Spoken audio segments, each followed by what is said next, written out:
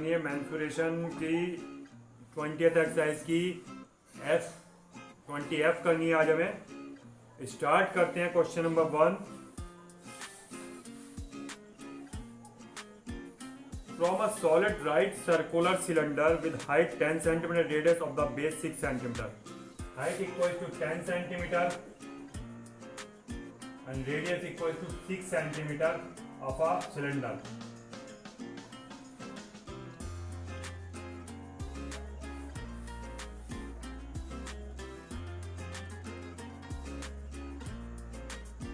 A right circular cone of the same height and the same base is removed. Find the volume of the remaining solid. इस type का कुछ question है कि solid cylinder है, इसके अंदर से एक कोन कट किया गया सेम हाइट और सेम बेस का, बेस कोन का इक्वल हाइट इक्वल, इस टाइप से कट किया गया है। तो बताना है कि रिमेनिंग वॉल्यूम कितना होगा। तो रिमेनिंग वॉल्यूम होगा सिलेंडर के वॉल्यूम में से कोन का वॉल्यूम माइनस कर देंगे तो रिमेनिंग वॉल्यूम आ जाएगा। तो रिमेनिंग वॉल्यूम लिखेंगे हम volume of cylinder minus volume of cone. Volume of cylinder formula होता है pi are square H minus 1/3, cone का होता है pi are square h. When r h r equal, value put करने से पहले हम कॉमन भी ले सकते हैं या कॉमन वैल्यू पुट करने के बाद भी ले सकते हैं। पाई इंटू आर की value 6 square multiplied by 10 minus 1/3 pi and 6 square into 10। Correct. ये क्लियरली अगर आपको दिखाई दे रहा हो pi into 6 square into 10 common आएगा और हमारा बचेगा 1 minus 1/3, that means 2/3, 22/7 into 36 into 10 into 2/3। यहाँ एलसीएम लेके माइनस करते हैं तो 2/3 आता है। कट कर लेंगे, सिंप्लीफाई कर लेंगे, सॉल्व कर लेंगे, ये आ जाएगा रिमेनिंग सॉलिड का वॉल्यूम इन सेंटीमीटर क्यूब। यूनिट्स हमेशा देनी होती है अकॉर्डिंग टू वॉल्यूम, क्यूब में देनी होती है, अकॉर्डिंग टू एरिया स्क्वायर में देनी होती है, बट देनी जरूर होती है। कभी भी बिना किसी यूनिट के आंसर देते हैं तो मार्क्स कटने के पूरे चांसेस हो जाते हैं और हमें मार्क्स कटवाने नहीं है, फुल मार्क्स लाने हैं। दैट्स वाई छोटी छोटी बातों को भी याद करके चल रहा है, छोटी से छोटी भी मिस्टेक करनी नहीं होती है, छोटी भी लापरवाही करनी नहीं है। नेक्स्ट क्वेश्चन देखते हैं, फोर्थ क्वेश्चन करते हैं। Circus stand is cylindrical to a height of 8 metre surrounded by a conical part.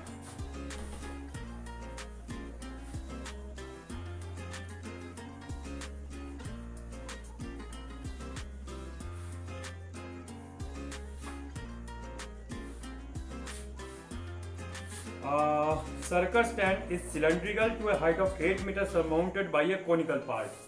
1 metre height तक तो वो सिलेंडर है,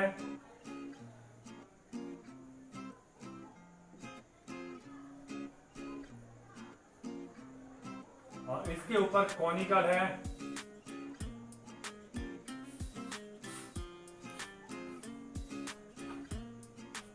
total height of tent is 13, total height 13 है तो बाकी ऊपर बचेगी कोन की height 5 metre, 13 minus 8 that means 5 metre. And the diameter of its base is 24 metre, 24 metre diameter, तो रेडियस हो जाएगी 12 मीटर। डायमीटर अपॉन 2 रेडियस आ जाएगी। Then calculate total surface area of the tank. TSA of tank कैसे निकलेगा? Figure में हमें दिख रहा है सिलेंडर का सरफेस एरिया प्लस कोन का surface area plus base of cylinder का सरफेस एरिया। ये हो जाएगा पाई आर एल कोन का प्लस कोन का, तो सरफेस जो बेस है वो अंदर बीच में गायब हो चुका है, शो नहीं हो रहा है, तो उसका एरिया नहीं आएगा। सिलेंडर के अंदर भी एक एरिया गायब हो गया, एक सर्किल, सिर्फ एक सर्किल आएगा और एक सिलेंडर का अपना कर्व सरफेस आ जाएगा 2 pi R H plus pi are square. ठीक है, ये हो गया आपका pi common and base radius दोनों सेम है तो 12 वैल्यू हो जाएगी इंटू 12 और एल आपको फाइंड करना पड़ेगा। ये आपको 12 मालूम है, एल का फॉर्मूला होता है under root H square plus R square, that means 12 square plus 5 square, it means 144 plus 25, then you will get 169, and the 169 square root of 169 is 13 centimeter. Now put the value into L. 13 plus 2 into pi into 12 into H 8 plus pi into R 12 square. Correct. अब यहाँ पर आपकी value common आ सकती हैं. एक तो pi common आएगी, एक ये 12 कॉमन आएगा. यहाँ पर आपका बचा 13 plus 2 into 8 plus 12, 22/7 into 12 and 13 plus 16, 29 और 12 41. इसको आप सॉल्व कर लेंगे सेंटीमीटर स्क्वायर में, आंसर आ जाएगा आपका total surface area. Next question, the area of canvas required to make the stand allowing 10% of the canvas used for folds and stitching. Area of canvas निकालना है जबकि हमारा 10% वेस्ट हो जाता है. सपोज एरिया x था, उसका 10% वेस्ट हो जाता है 10x/100 और इक्वल्स आ जाएगा ये वाला answer. Then area of canvas आ जाएगा. सॉल्व कर लेंगे. इस कैलकुलेशन को करने के बाद इक्वल रखने के बाद x की वैल्यू आ जाएगी, जो कि आप अपने आप कर सकते हैं. बहुत इजी है. नेक्स्ट क्वेश्चन करते हैं. Question number 8. कैलकुलेशन में बार बार आपके ऊपर छोड़ देता हूं. एक तो कैलकुलेशन में आपका क्वेश्चन समझना इंपॉर्टेंट है. कैलकुलेशन आप अपने आप प्रैक्टिस करेंगे तो हो जाएगी. दूसरा, लंबी कैलकुलेशन ज्यादा टाइम लेती हैं, तो हमें आपको क्वेश्चंस को सिखाना है. कैलकुलेशंस इंपॉर्टेंट मेरे लिए नहीं है, लेकिन आपके लिए तो बहुत ज़्यादा इंपॉर्टेंट है. जितना ज़्यादा कैलकुलेशन करने में परफेक्शन लेंगे, जितना ज़्यादा कैलकुलेशन फास्ट करेंगे, उतना ही आपका टाइम वेस्ट नहीं होगा, उतना आपका टाइम कंज्यूम नहीं होगा और आपको अगले क्वेश्चन को देखने के लिए टाइम बचेगा. और जो पूरा पेपर कर लेते हैं, ये थोड़ा थोड़ा टाइम बचाते बचाते पूरे लास्ट में रिवीजन के लिए हमारे पास पूरे पेपर के टाइम बच जाता है. सो दैट आपको कैलकुलेशन स्पीड बढ़ानी है और परफेक्ट कैलकुलेशन करनी है, देखभाल की कैलकुलेशन करनी है. Next question 8. A cylindrical container with diameter of base 42 centimetre. Diameter दे रखा 42, देन रेडियस हो जाएगी 21 centimetre. Diameter upon 2. Correct. Contains sufficient water to submerge a rectangular solid of iron with dimensions 22 into 14 into 10.5. 22 into 14 into 10.5 ये dimension है rectangular piece के.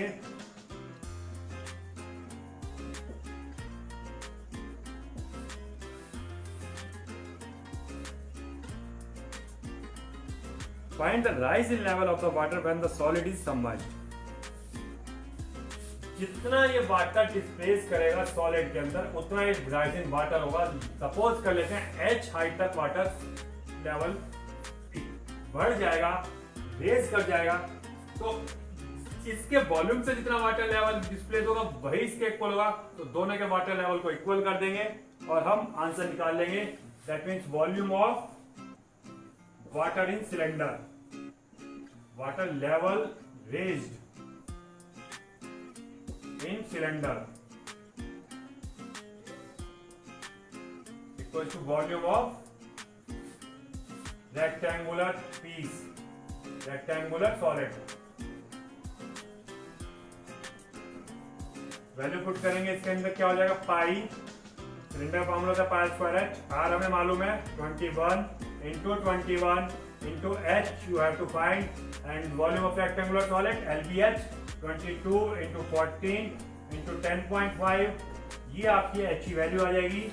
H equal to 22 into 14 into 10.5 upon ये pi की value 22/7 होते 22 नीचे आएगा, 7 ऊपर आएगा और ये 21 एंड 21 नीचे आएगा. सिंप्लीफाई कर लेंगे. 7 3 जा 21, 22 से 22 कैंसिल और उसके बाद 7 3 जा 21, 7 2 जा 14 और 3 से 3.5. ये आ गया आपका 7/3 centimetre water level raised in the cylinder due two rectangular solid.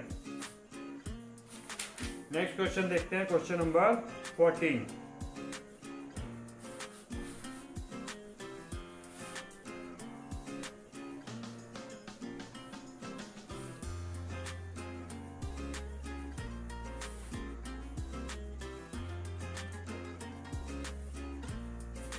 hollow cylinder has solid hemisphere, a cylindrical can whose base is horizontal and of radius 3.5 cm. Contains sufficient water so that when a sphere is placed in the can, the water just covers the sphere, given that the sphere just fits into the can.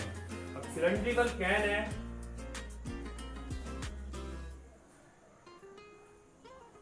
इसके अंदर एक sphere डाला जाता है जो कि लगभग इसके अंदर फिट आता है, एग्जैक्टली फिट आता है। ये फिगर कुछ वैसी हो जाती है। A cylinder can whose base is horizontal and of radius 3.5 cm, इसकी रेडियस दी हुई है 3.5 सेंटीमीटर।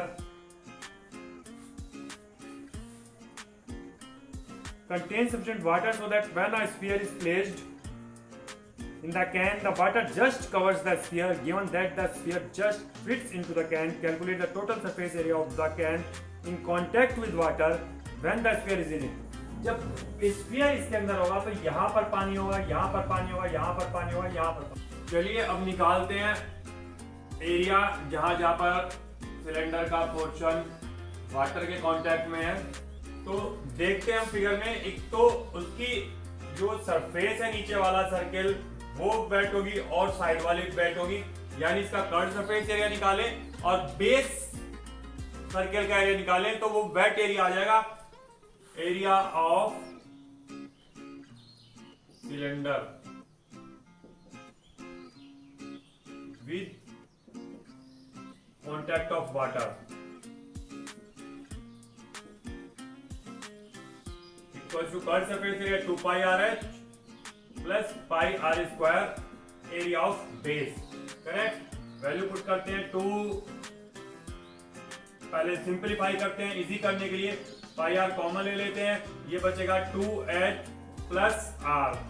वैल्यू पुट करेंगे 22/7 इंटू आर आपका है 3.5 ब्रैकेट में 2 इंटू 7 प्लस 3.5, ये आपका आंसर आ जाएगा। 7 से 0.5 आएगा, ये 0.5 से 22 मल्टीप्लाई करेंगे 11 और 14 प्लस 3.5 17.5 मल्टीप्लाई करेंगे 11 5 55 11 7 77 और 5 82 11 1 11 और 8 192.5 सेंटीमीटर स्क्वायर आपका वो एरिया आएगा जो सिलेंडर का वाटर के कॉन्टैक्ट में रहेगा।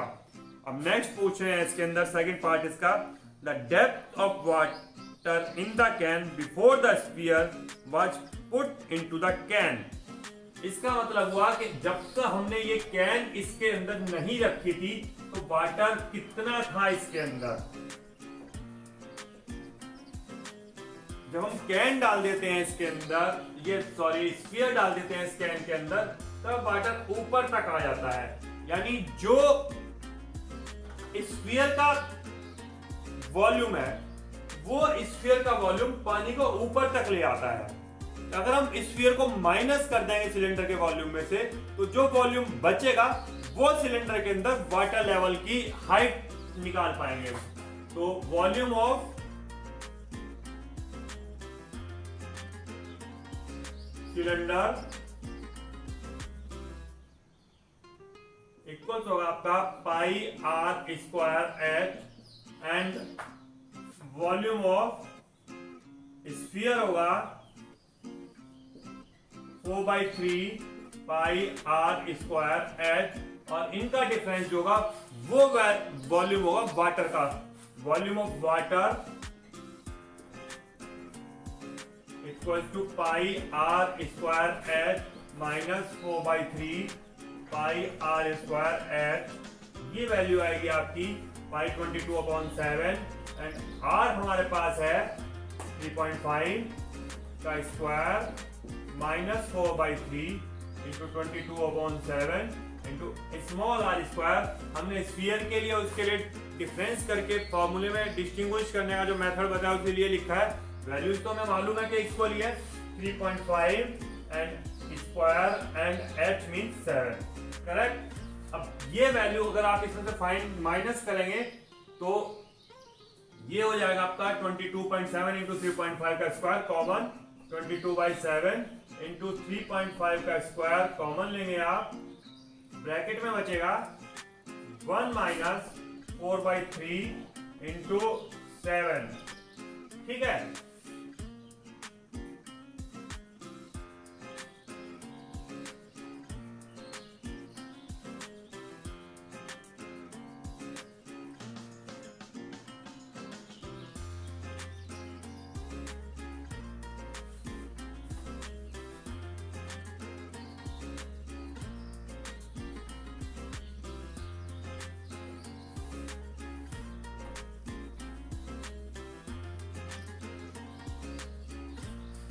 अब करते हैं इसका सेकंड पार्ट।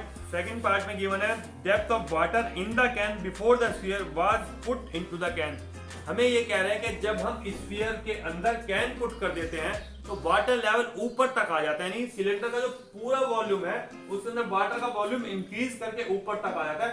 पूरा वॉल्यूम सिलेंडर का में से अगर हम माइनस कर दें स्फीयर का वॉल्यूम तो वो बचेगा जितना के वाटर इसके अंदर पहले से था। तो volume of water before sphere equals to volume of cylinder minus volume of sphere. That means pi r square h minus 4/3 pi r cube। ठीक है, इसमें से पाई पहले वैल्यू पुट कर लेते हैं। पाई इंटू आर की वैल्यू 3.5 का स्क्वायर एंड एच है 7 माइनस 4/3 पाई एंड आर है आपका 3.5, क्योंकि हमने इक्वल ही तो प्रूव किया था। अभी समझते हैं क्वेश्चन को। पाई इंटू 3.5 का स्क्वायर कॉमन ले लेंगे। जहां भी कैलकुलेशन में कॉमन लेना आ सकता है वहां पर कॉमन लेना बहुत सही रहता है। 4/3 इंटू 3.5। ठीक, अब ये जो वॉल्यूम ऑफ वाटर आया, मान लेते हैं h हाइट तक सिलेंडर के अंदर जाता है, तो अब की बार इस वॉल्यूम ऑफ वाटर को h हाइट के इक्वेट कर देंगे। तो वॉल्यूम ऑफ वाटर क्योंकि सिलेंडर में है तो सिलेंडर का फॉर्मूला ही तो लगाना पड़ेगा। वाटर का तो ये आपने फिजिक्स में पढ़ा होगा, जिस भी कंटेनर में रहता है उसी की शेप वाटर ले लेते हैं। यहां पर वही प्रिंसिपल हम यूज कर रहे हैं। तो ये हो जाएगा आपका pi r dash square into h dash.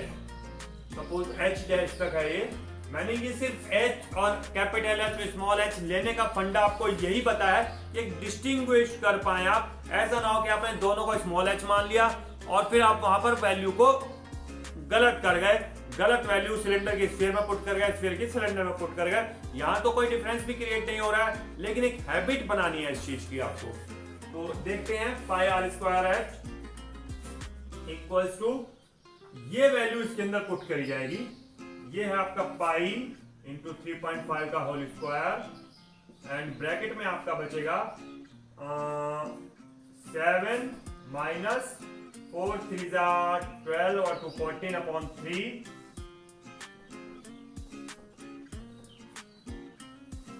Pi into 3.5 का स्क्वायर 21 माइनस 14 7/3 और ये आपका पाई से पाई कैंसिल करेंगे हम। आर डैश हमारे पास वही है 3.5 का square into h dash we have to find.